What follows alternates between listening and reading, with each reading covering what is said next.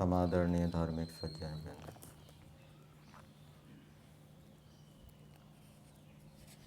ईश्वर के गुण कर्म स्वभाव मनुष्यों की अच्छी प्रकार से उन्नति विकास करने वाले हैं।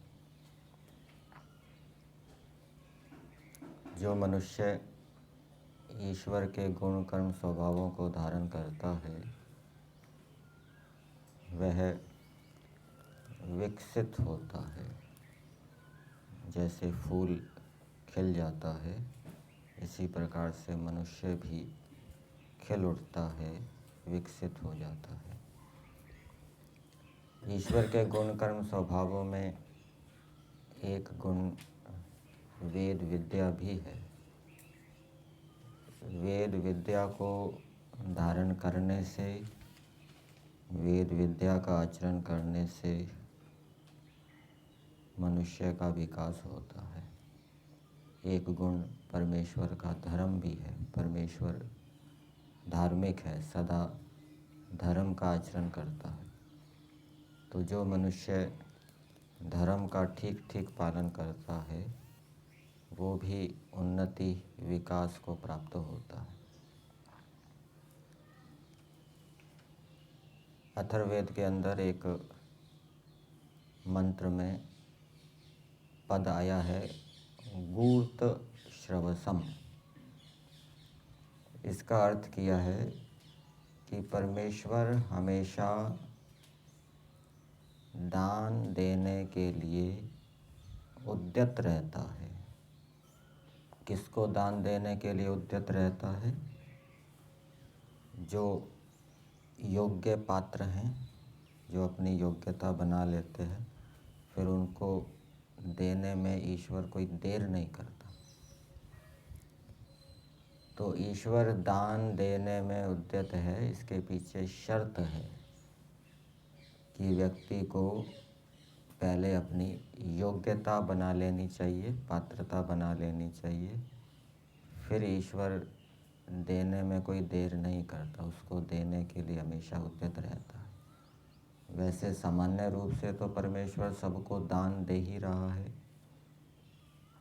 सृष्टि को चला रहा है, कर्मों का हिसाब रख रहा है, कर्म फल दे रहा है।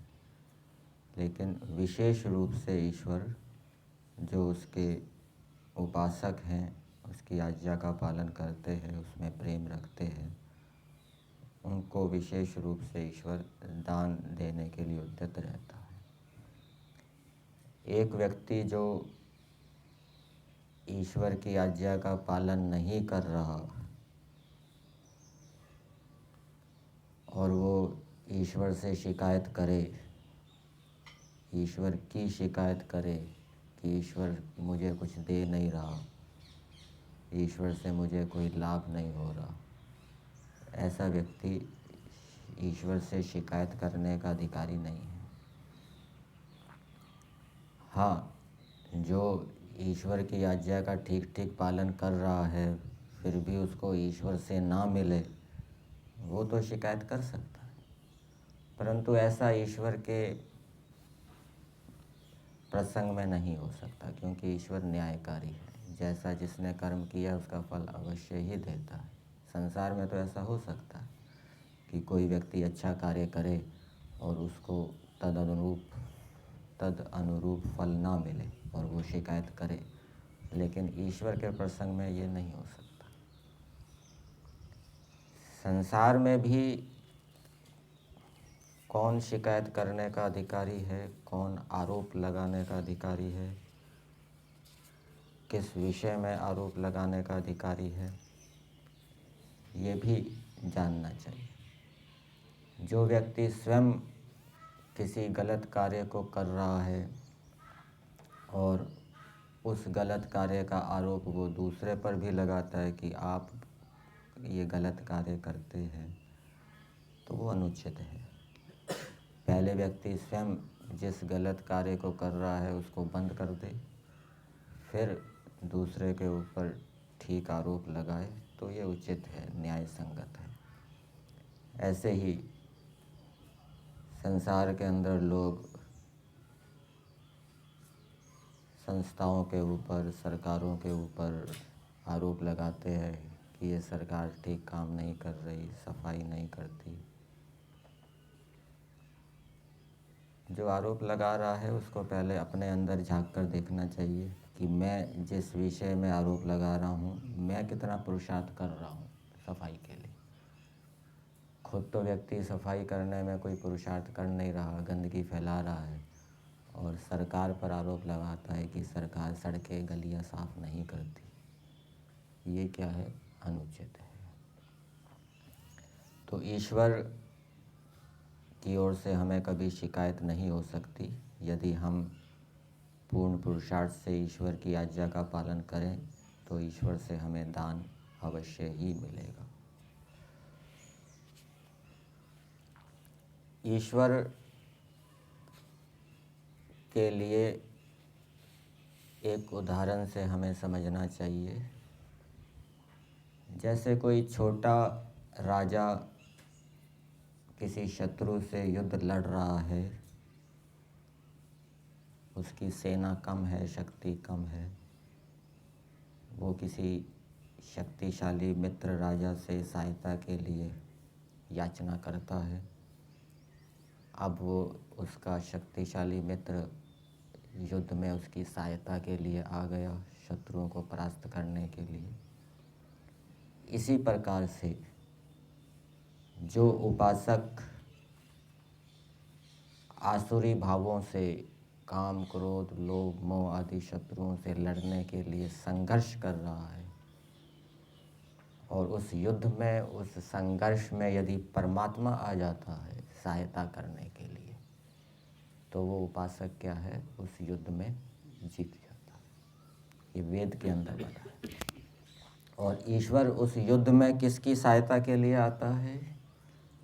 जो ईश्वर का भक्त है, ईश्वर की आज्ञा का पालन कर रहा है, वो उसकी सहायता के लिए परमेश्वर इन आंतरिक अथवा बाह्य शत्रुओं से जो युद्ध होता है उसमें सहायता के लिए आता है और उसकी विजय होती है। इसके लिए हमें ईश्वर की आज्ञाओं को जानना आवश्यक है। वेद के अंदर, मुख्यतः यजुर्वेद के अंदर ईश्वर की आज्ञाओं का विधान किया गया है सभी मनुष्यों के लिए, जो भिन्न भिन्न आश्रमों में हैं, भिन्न भिन्न वर्णों में हैं। और जब हम वेद का बार बार स्वाध्याय करते हैं तो नया नया ज्ञान विज्ञान प्राप्त होता है, और मंत्र खुलता है, और सूक्ष्मता से हम ईश्वर की आज्ञाओं को समझने में समर्थ होते हैं। यजुर्वेद का 34वां अध्याय चल रहा है। आज मंत्र संख्या 23 का स्वाध्याय किया गया। कल हमने मंत्र 22 के ऊपर विचार किया था, और विषय चल रहा है, राजधर्म का विषय है, लेकिन ये यथा योग्य और दूसरे मनुष्यों के ऊपर भी लागू होगा। राजा का क्या धर्म है? जो अधिकारी व्यक्ति हैं, जिनके पास शक्ति होती है, सामर्थ्य होता है, जिनके नीचे अनेक व्यक्ति काम करने वाले होते हैं, उनका क्या कर्तव्य होता है, दायित्व होता है, वो इन मंत्रों के अंदर बताया गया है। जिनके अधीन अनेक व्यक्ति होते हैं, तो राजा को 22वें मंत्र में बताया कि राजा अपने राष्ट्र के अंदर औषधियों की वृद्धि करे, अधिक से अधिक औषधियों का उत्पादन हो, और ये केवल राजा की ओर से भी नहीं, जैसे आजकल सरकारी संस्थाएं होती है, प्राइवेट संस्थाएं होती है, तो निजी व्यक्तियों का भी, दूसरे व्यक्तियों का भी ये कर्तव्य है कि वो भी अपनी योग्यता के अनुसार, शक्ति के अनुसार, जो मान लीजिए कोई वैश्य है, वैश्य की योग्यता है, तो वो अधिक से अधिक औषधियों का उत्पादन करे, उनका संरक्षण करे। राजा का भी ये दायित्व है, और राजा ऐसे वैश्यों को संरक्षण प्रदान करे।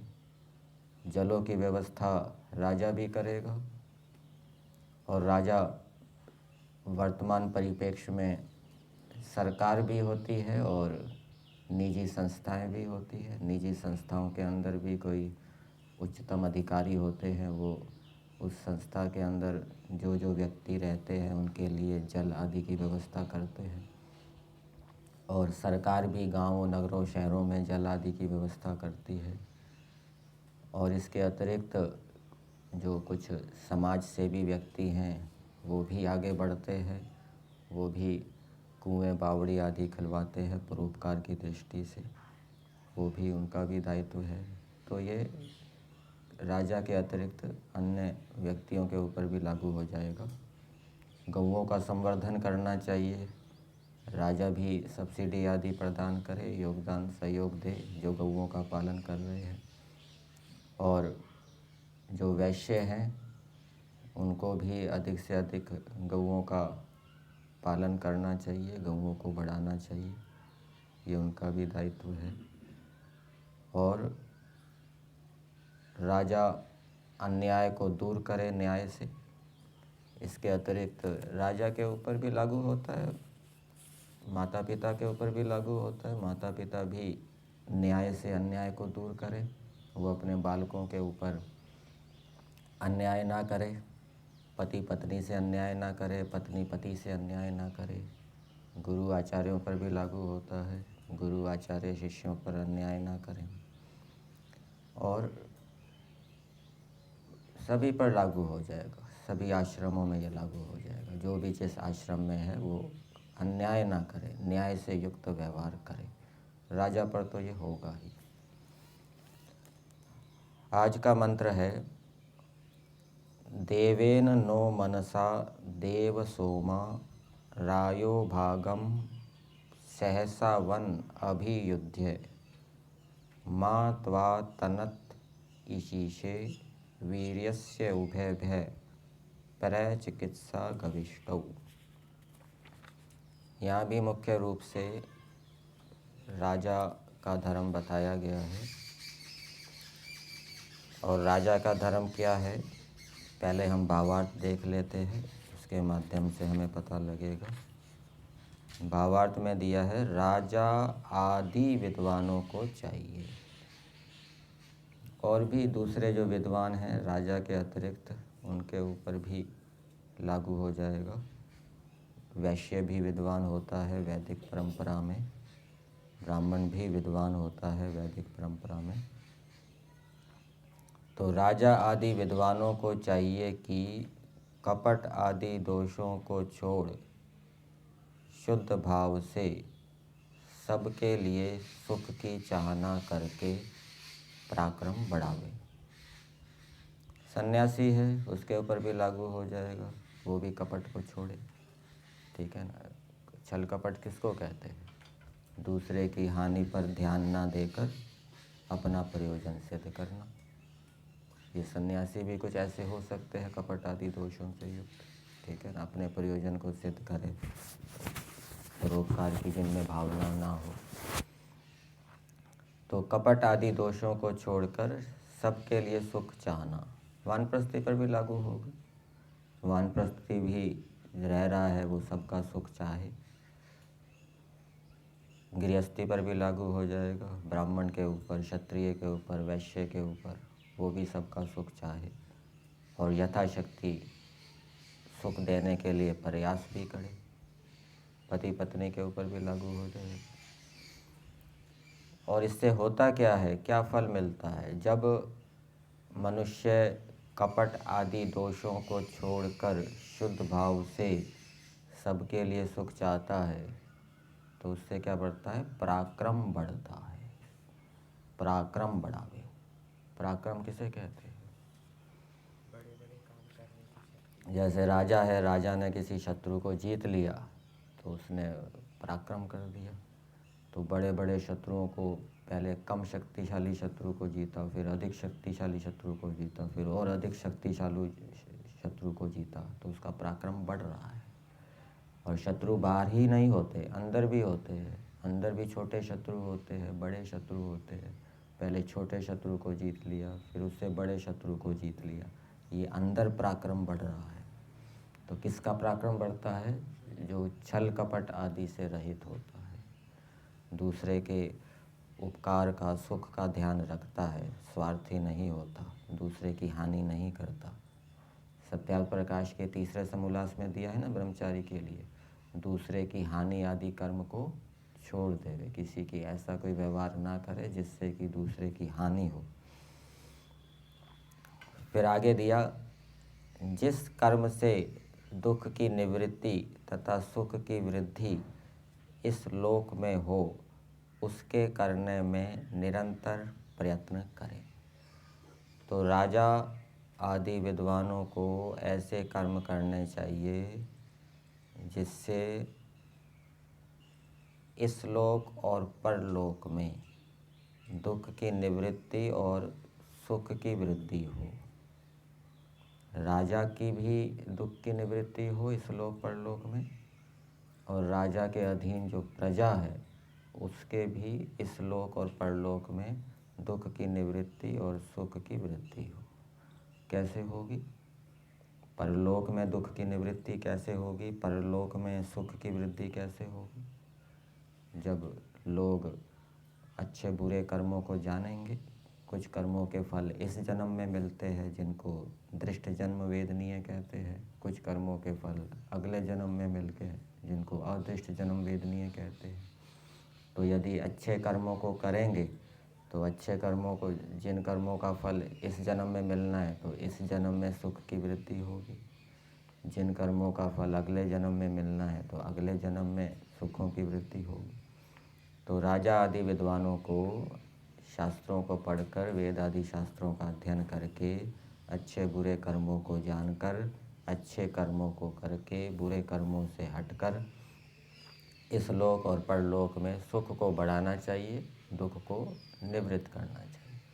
और जो बेचारे अज्ञानी हैं, मूर्ख हैं, जो अच्छे बुरे कर्मों को नहीं जानते, उनको भी बोध कराना चाहिए कि सत्य बोलना अच्छा कार्य है, चोरी ना करना अच्छा कार्य है, चोरी करना बुरा कार्य है, झूठ बोलना बुरा कार्य है। उनको भी बोध कराना चाहिए, उनको भी बताना चाहिए, जिससे कि उनका भी ये लोक और परलोक सुधर जाए, बिगड़े ना। तो इसमें निरंतर प्रयत्न करें। तो ये राजा आदि का धर्म बता दिया कि सबका सुख चाहना और यथाशक्ति प्रयास भी करना।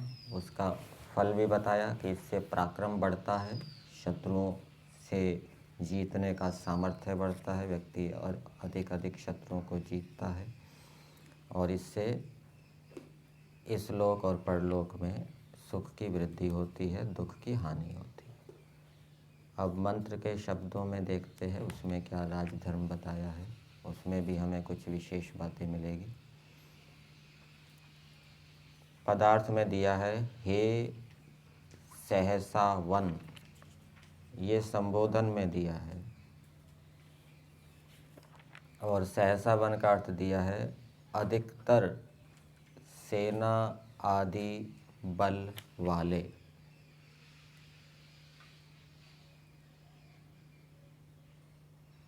संस्कृत भाग में इसका अर्थ दिया है समो अधिकम बलम विद्यते यस्य तत्संबुद्धो।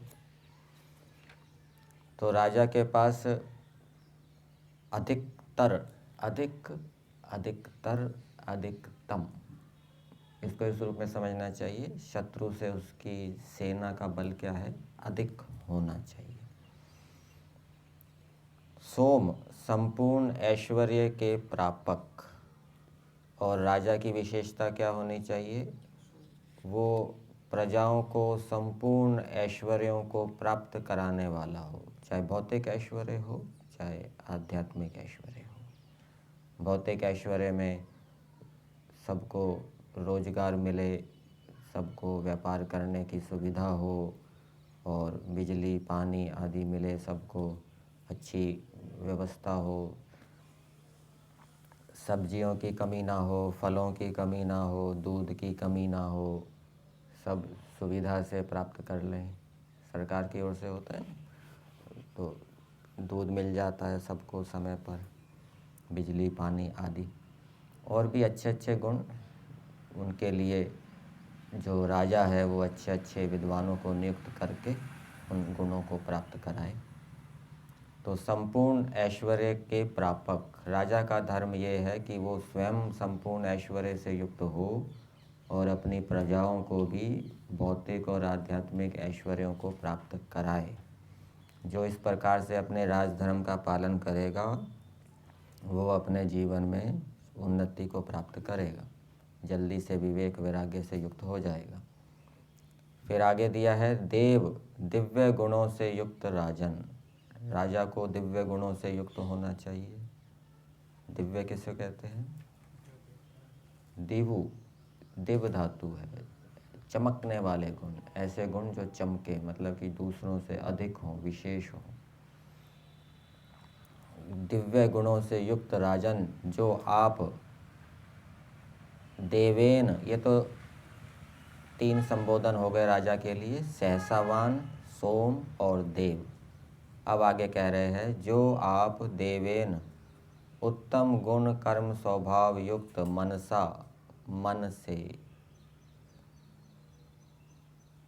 धन के अंश को हमारे लिए सब ओर से प्राप्त कीजिए। यहाँ कीजिए का अर्थ लेना चाहिए कराइए। मतलब कि कुछ धार्मिक व्यक्ति राजा से प्रार्थना कर रहे हैं कि हम मेहनत ईमानदारी से काम करते हैं, कोई बेईमानी नहीं करते, तो हमें जितनी हम मेहनत कर रहे हैं उतना हमें फल मिलना चाहिए, अन्याय हमारे साथ नहीं होना चाहिए। तो वो राजा से प्रार्थना कर रहे हैं। और राजा भी कैसा है? वो उसका मन देव है, देव मन वाला है। मतलब कि वो राजा का मन कैसा हो? देव हो, सबके सुख चाहने वाला उसका मन हो, ठीक है ना। ऐसा मन वाला यदि राजा होगा तो जो प्रजा उससे प्रार्थना करेगी वो उसको सुख देने के लिए प्रयास करेगा। और यदि उत्तम स्वभाव वाला उसका मन नहीं होगा, स्वार्थी मन होगा, कपटी मन होगा, तो वो जो प्रार्थना करने वाली प्रजाएं हैं उनको वो तृप्त नहीं कर पाएगा।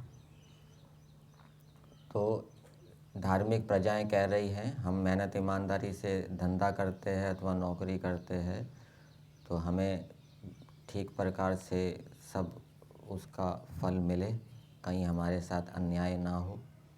और यदि किसी के साथ अन्याय होता है तो राजा उसको न्याय दिलावे।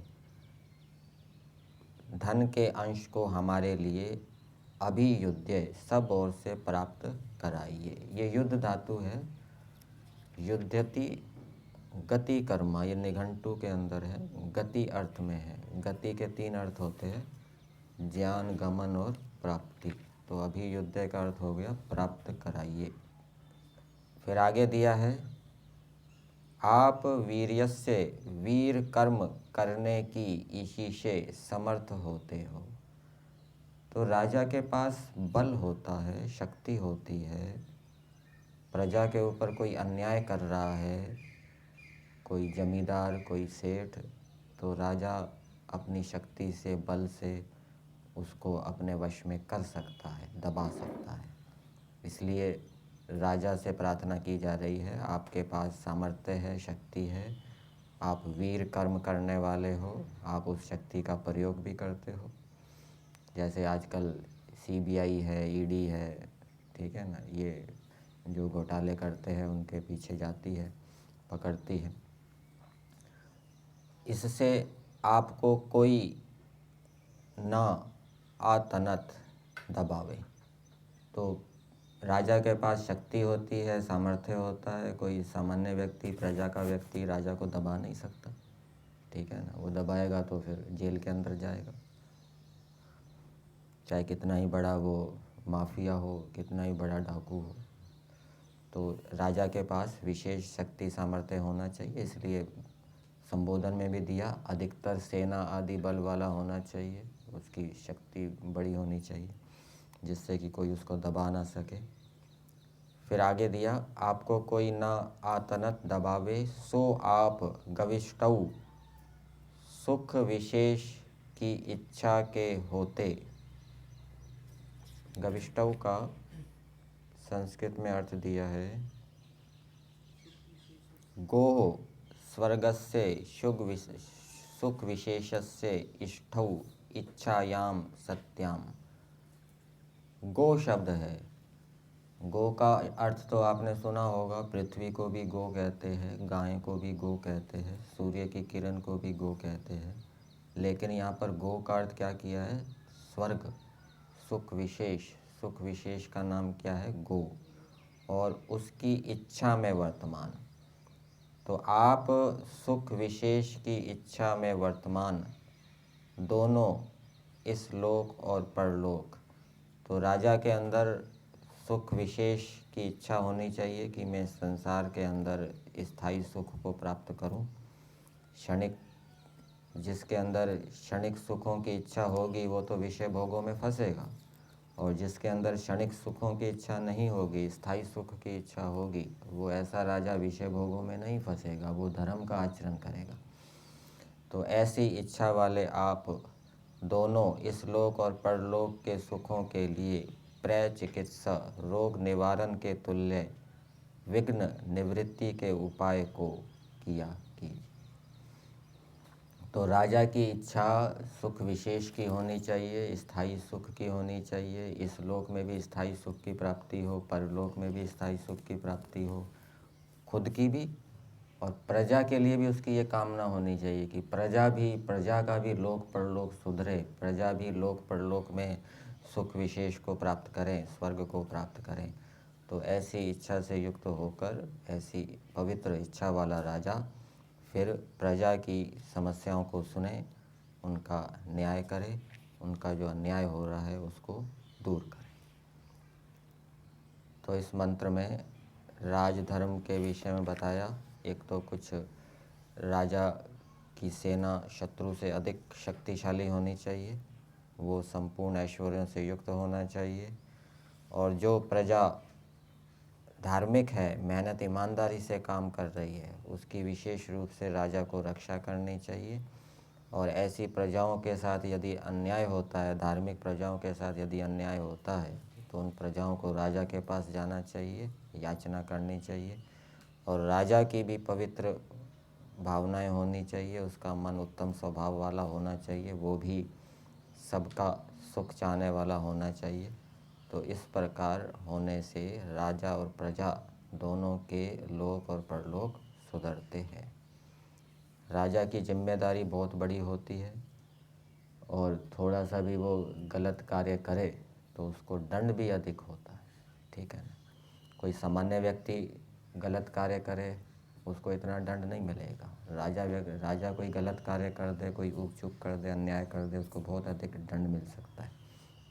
इसलिए राजा को बहुत सावधानी से अपने कर्तव्यों का निर्वहन करना चाहिए।